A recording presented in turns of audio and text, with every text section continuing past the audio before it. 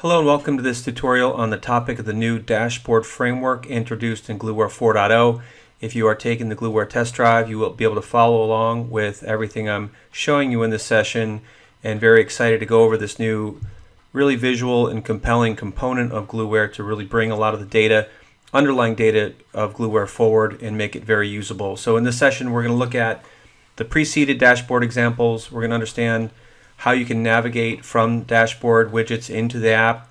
We're going to look at the type of widgets that provide data and visualization, and we're going to look at creating, editing, and sharing those dashboards, as well as administrative settings like switching from light mode to dark mode and other things. So let's jump in and take a look.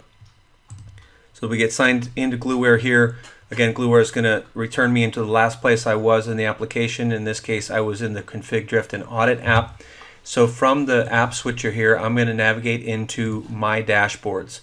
So this is a brand new view you're going to see, and when you first are on a new Gluware system, you should have these default dashboard views available. There are, and there's one extra one here, but there are 4 defaults that came with Gluware 4.0.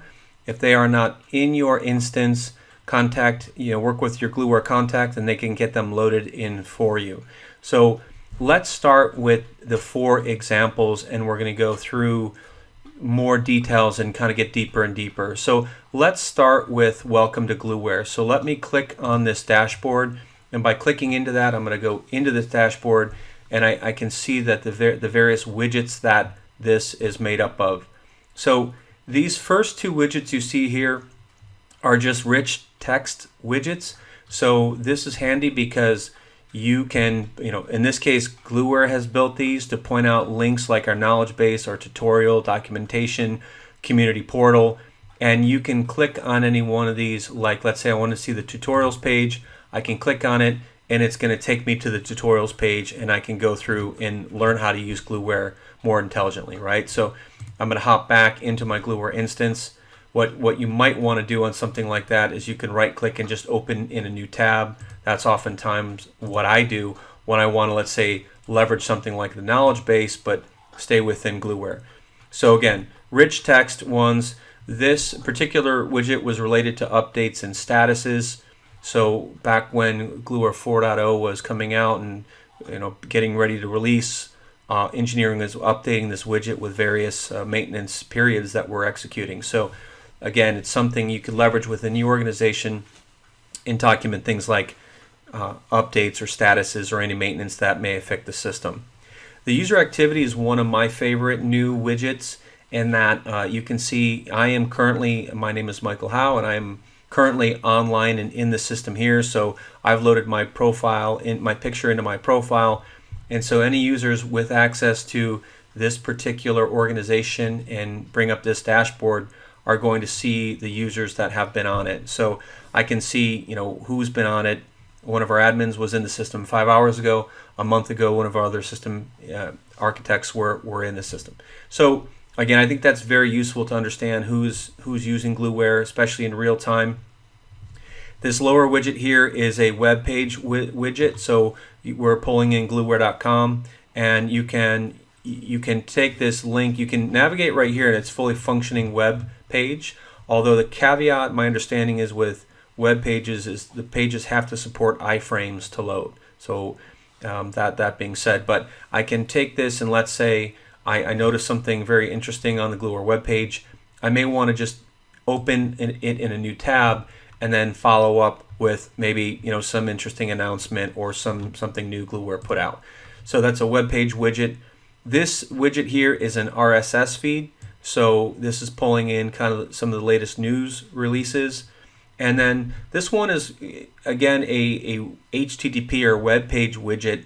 And we just found it to be very interesting, an example of a good visualization you could load in if your organization and maybe your ops center is trying to be aware of threats or threat vectors, or maybe you're using Fortinet and you're following some of the warnings and things that they put out. But just an example of something you can add on a dashboard from a visual element, and you gain some insight as to attacks or other things happening in the world while you're trying to operate a network. Another interesting one might be a weather map. Back in my days working in Network Operations Center, we had a weather map, and we would understand how weather could potentially impact the network. So this is, again, the Welcome to Gluware dashboard, and I can navigate back to, I can take it full screen, I can view info, and I can navigate back into my library. So in my library are all the dashboards I have access to. The next one I want to jump into from an example standpoint is my inventory. My inventory is primarily built out of data available, kind of a summary level information from Device Manager. So we have a widget that counts elements, and so this is just counting the total number of devices in the system. This happens to be a organization that's just for test purposes, so it only has 10 devices. I can show my discovery status, meaning have I discovered successfully all of the devices.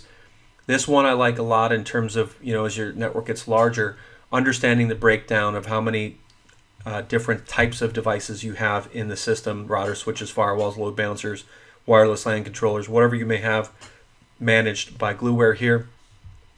This one is also very useful, and we recently had a customer who upgraded to 4.0 and was really happy to see this, because one of their projects is to implement more consistent OS versions in their network. That particular customer across various switching platforms have over 60 versions of operating systems running, and they're pretty aggressively using Gluware to do OS upgrades and really kind of minimize all the different versions. So they're working towards getting on standardized versions, and so you can start to see how well you're doing if you're monitoring it in a visualization like this.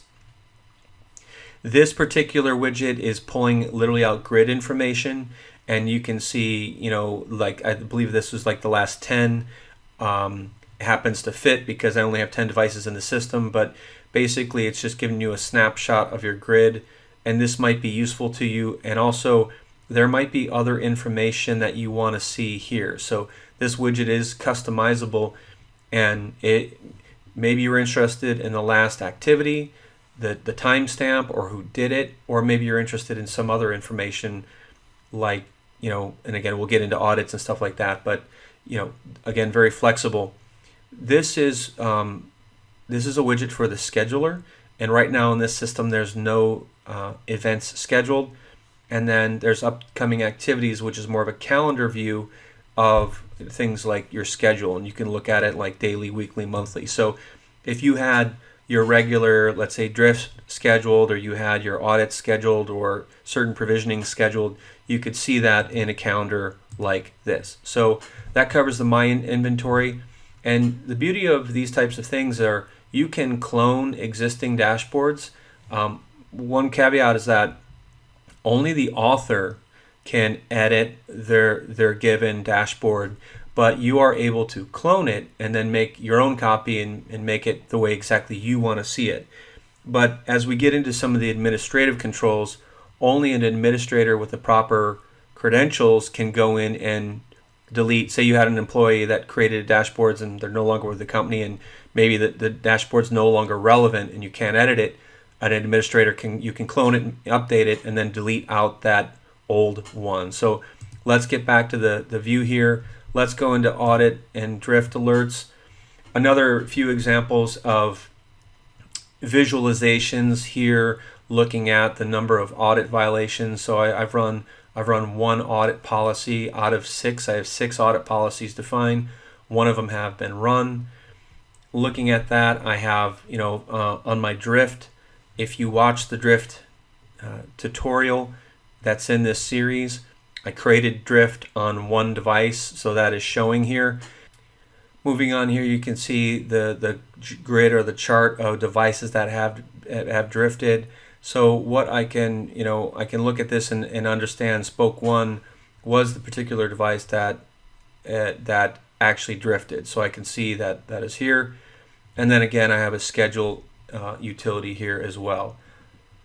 So what I want to touch on also is this data is being derived from the underlying apps, and when I look at the audit violations or audit policies, I can actually use this to click in and navigate into the Drift and Audit app, and here is the audit and the audit result that if you watch the audit tutorial, I can see my summary here, and I can even double click on it, and I can come in here and I can look at the summary level information,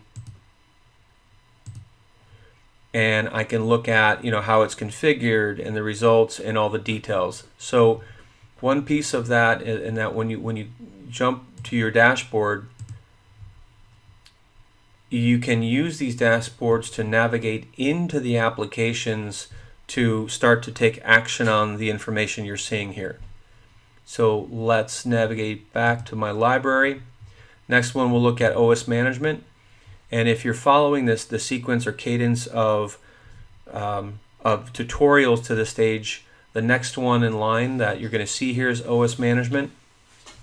And you can see some of the various things that I've done within this organizations where there has been some failures of various reasons, and or the operating systems I'm running or canceled or completed. So I can see 5 plans completed, 1 plan canceled, and just understand the various components of my operating system management. And again, this is an example of I may want to from device manager, I'm trying to keep track of how many operating systems I'm running, and maybe I have the goal of trying to reduce those. So this is again just examples of widgets that give you summary level information on a per app basis.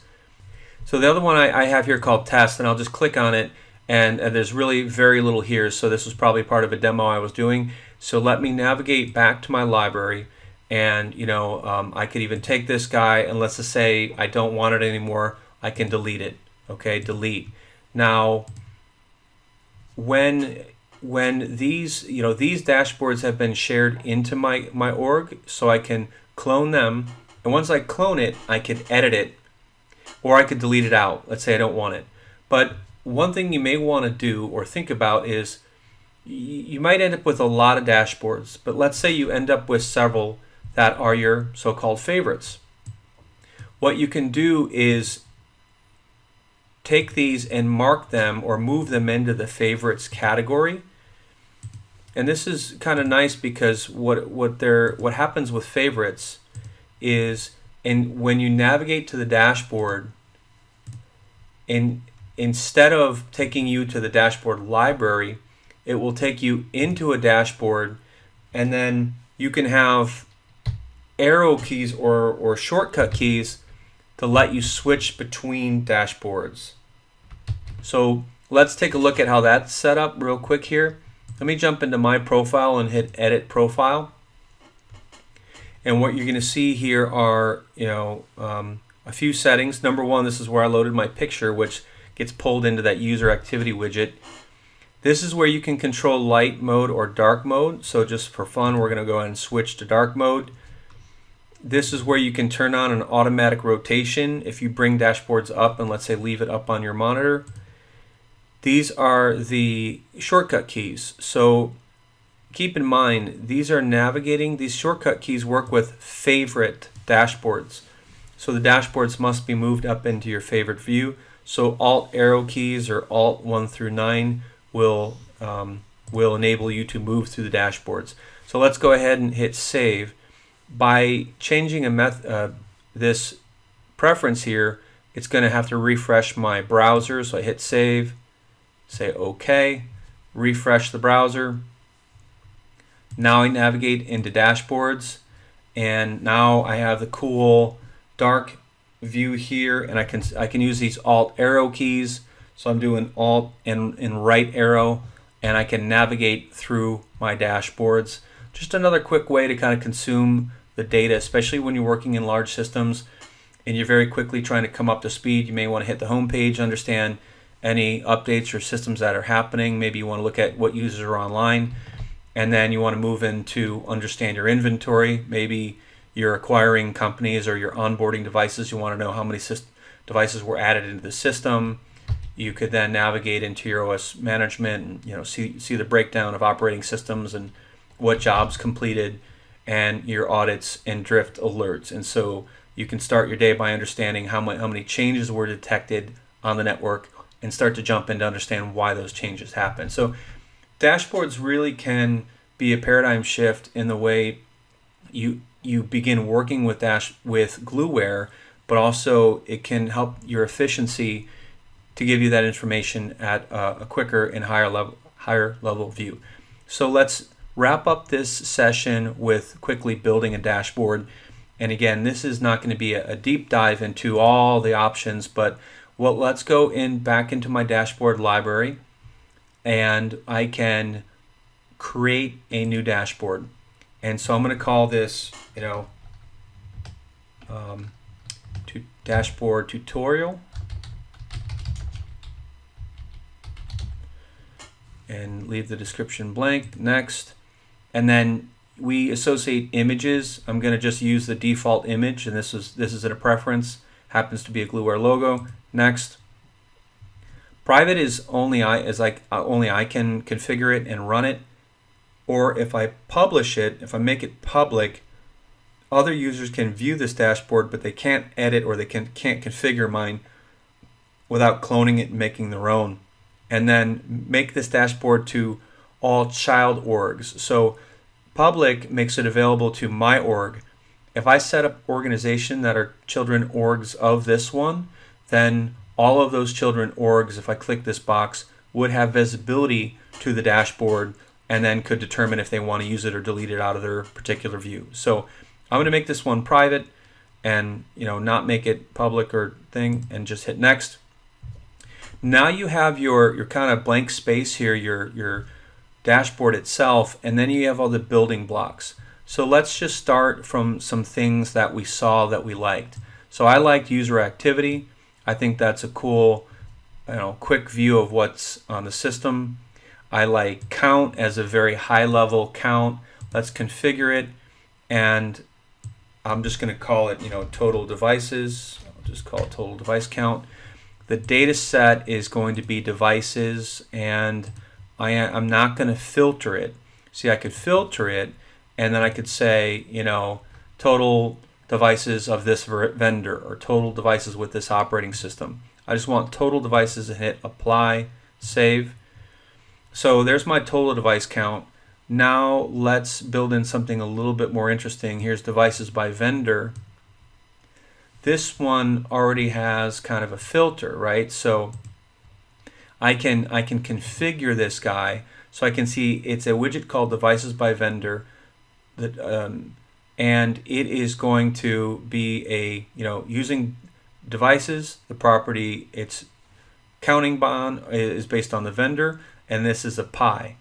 Let's say I prefer the donut view. I can hit save. That's what the donut view looks like.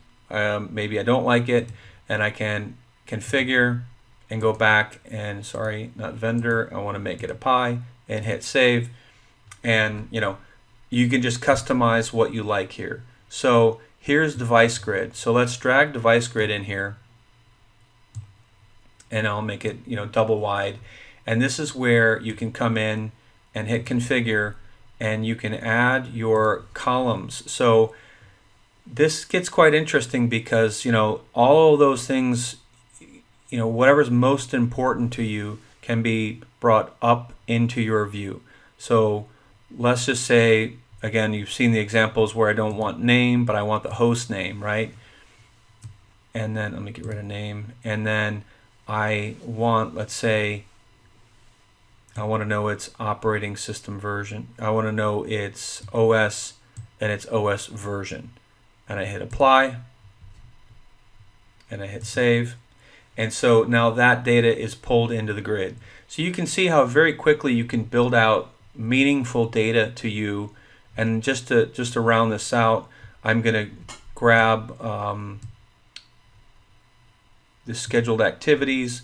I'm going to just grab scheduled activities and drop it in here because I want to understand what is scheduled to run in the system. And let's just say I'm happy with that for now. I can say, as soon as I'm done, I can say publish. And so as soon as I publish, here's dashboard tutorial, and it's available in my library. It's in my other dashboard views, so it's not one of my favorites. But let's say, I'm still working on it. I'm still playing with the data. But really, that's where you're at with the dashboard library. And because I haven't flagged it as being shared within my org or shared within children org, no one else is going to see this. Now, once I get it, maybe to a point where I really like it, I can come back and configure it and change permission settings, and I can come back and change that and maybe share it once I'm, let's say, proud of the work I've done.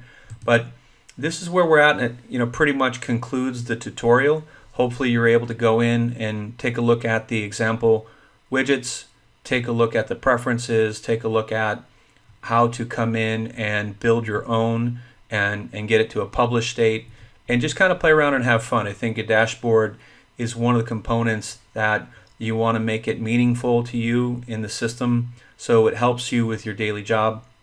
And we're hearing a lot of great feedback from customers that are really enjoying the data that is providing to them right at their fingertips.